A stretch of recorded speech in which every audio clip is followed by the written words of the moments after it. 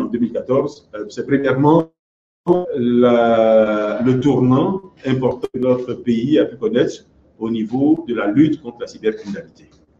Je peux dire avec là aussi assurance que nous avons commencé à gagner la bataille contre la cybercriminalité en 2014.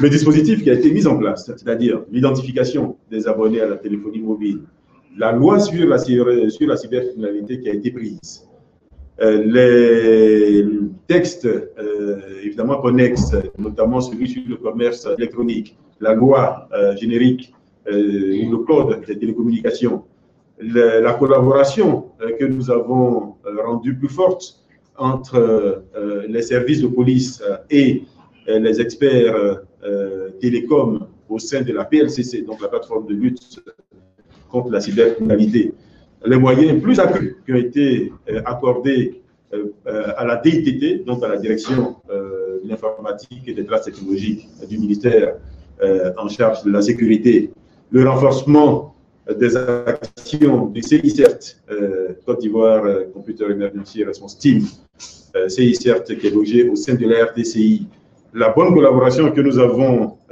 eue avec les maisons de transfert d'argent, la sensibilisation qui a été faite tout au long de cette année, etc., ont permis, je peux le dire, de commencer à voir refluer ce phénomène-là en Côte d'Ivoire. Pour nous, c'est extrêmement important, c'est, je vais dire, une satisfaction de noter qu'aujourd'hui, même si on parle encore de cybercriminalité, nous sommes en mesure d'afficher des noms, nous sommes en mesure d'afficher des photos, ce qui ne pouvait pas être le cas il y a 2-3 ans.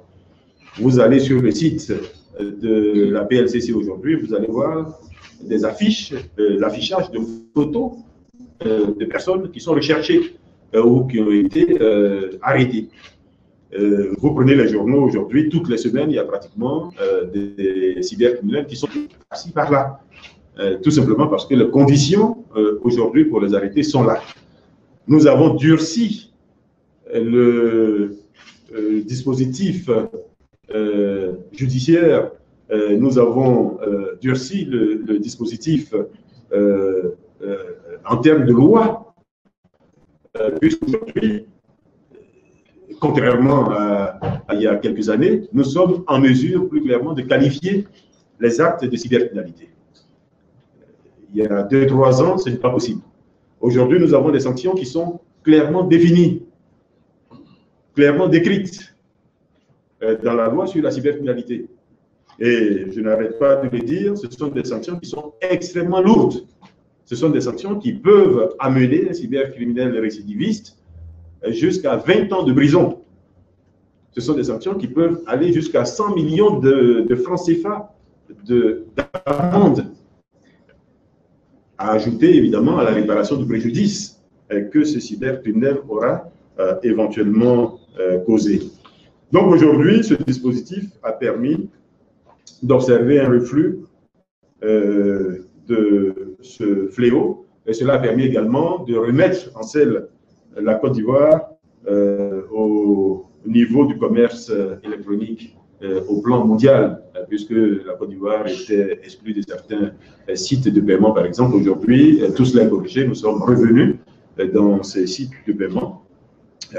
Et j'allais dire, tout cela est pour nous très satisfaisant.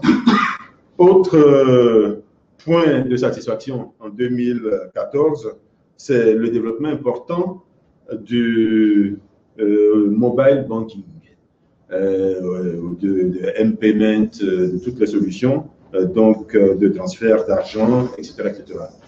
etc. 2014, là aussi, a vu cette activité prendre son vol. Nous pensons qu'il y a là un potentiel inexploité encore très important, parce que sur la base d'abonnés aujourd'hui qui est de 21 millions en Côte d'Ivoire, 2 millions d'abonnés ont eu à faire des opérations, des transactions de paiement à partir de leur téléphone en 2014. Pour nous, c'est là aussi un élément important de satisfaction parce que cela va contribuer à relever le taux de bancarisation en Côte d'Ivoire Cela va donner plus de sécurité et cela va donner certainement, là aussi, plus de dynamisme au commerce et à l'activité économique d'une façon générale. Concernant le secteur postal,